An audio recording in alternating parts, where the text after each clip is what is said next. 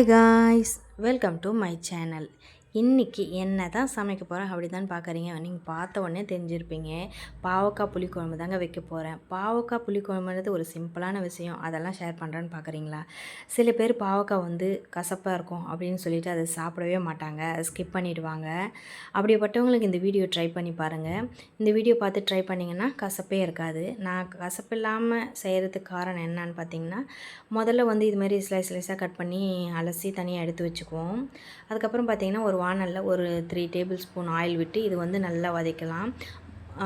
Oil விட்டு வதக்கிற இதுவிலே பார்த்திங்கன்னா அந்த கசப்பு தன்மை போயிடும். அதுக்காக நிறையவும் ஆயில் விடாமல் லைட்டாக இந்தளவு ஊற்றிட்டு நல்லா வறுத்து எடுத்துக்குவோம். ட்ரையாக தான் வறுக்கணும். ஒரு தேவைக்காக ஒரு 3 டேபிள் ஸ்பூன் இந்தளவு வந்த உடனே பார்த்திங்கன்னா தனியாக எடுத்து வச்சுக்கலாம்.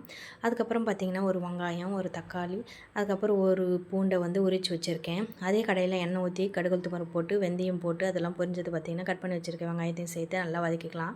அதுக்கப்புறம் பூண்டையும் போட்டுட்டு கருவேப்பிலையும் போட்டுட்டு நல்லா வதக்கிட்டு கட் பண்ணி வச்சுருக்க தக்காளியும் அதனோட சேர்த்துக்கலாம். தக்காளி சேர்த்த உடனே எப்போவுமே பார்த்திங்கன்னா உப்பு மஞ்சத்தூள் உடனே சேர்த்துருவேன். அப்போ தான் ஈஸியாக வதங்கிடும். அதுக்கப்புறம் வதக்கி வச்சுருக்க பாவக்காயும் அதனோட சேர்த்து நல்லா வதக்கிட்டு ஒரு டேபிள் ஸ்பூன் மிளகாத்தூள் போட்டு நல்லா ஒன்று சேர வதங்கினேன். இந்த டைமில் பார்த்திங்கன்னா ஒரு லெமன் சைஸ் அளவு புளி ஊற வச்சுருந்தேன். அதையும் கரைச்சி இதனோட ஊற்றிட்டு நல்லா கொதிக்க விடலாம். கொதிக்க விட்டுட்டு இறக்குனிங்கன்னா வேறு